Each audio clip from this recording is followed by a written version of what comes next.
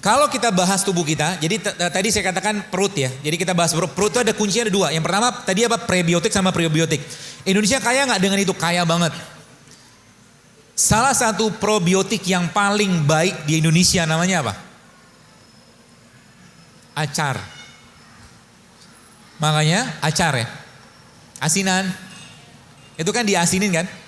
Asin itu pakai apa? Pakai gula, pakai garam. Lalu muncullah biotik di sana.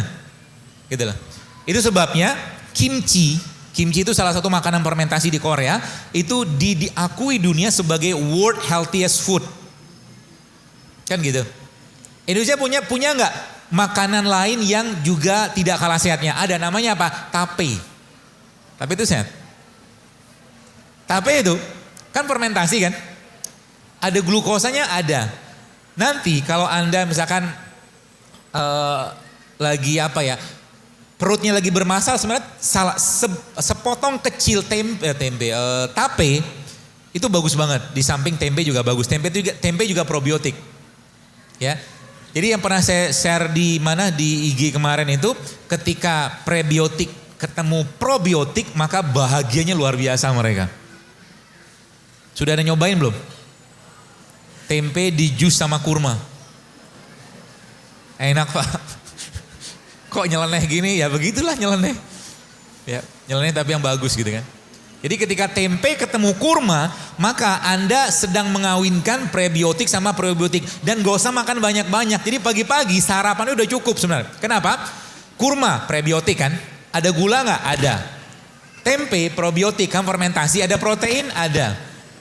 Jadi ketika kurma ketemu tempe, ada gak sih? Tuh gak dia siapin ya? Ini gak ngomong saya. Gak apa-apa lah. Lupa pula. Tempe sama kurma. Gak ada asisten di depannya. Jadi ketika tempe ketemu kurma, itu the best. Dan makan tempe itu paling baik dalam kondisi tempe yang mentah. Jadi pagi-pagi sarapannya, kok aneh begini, coba aja kerjain. Nanti seminggu aja Anda kerjakan, Anda akan merasakan badan yang jauh lebih sehat. Serius. Ilmu begini emang gak diajarin di sana, di fakultas gak diajarin. Saya belajar sendiri gitu kan. Mencoba merangkum bagaimana konsep Islam dan bagaimana sains menjelaskan tentang itu. Jadi nanti pagi-pagi, apa yang Anda kerjakan? Yang Anda kerjakan pagi-pagi, Anda minum teh rempah pagi-pagi. Teh rempah itu contohnya apa? Ketumbar, kayu manis, jahe juga termasuk rempah lah ya. Atau mungkin teh kunyit gitu kan. Boleh diinfus, boleh dikasih air panas. Habis itu Anda makan apa? Makan kurma, 3 butir aja. Ya, gak usah banyak-banyak. Lalu habis itu Anda makan tempe. Jadi nyamilnya tempe sama kurma.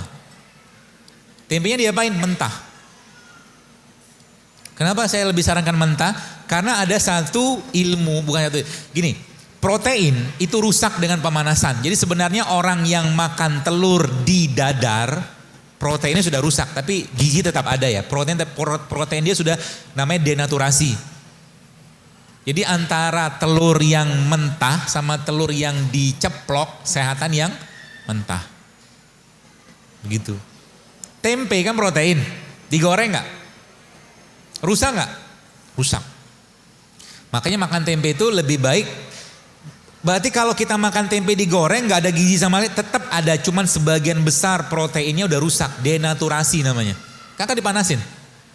Jadi makan tempe itu bagusnya gimana? Ya mentah. Gitu kan? Seperti itu.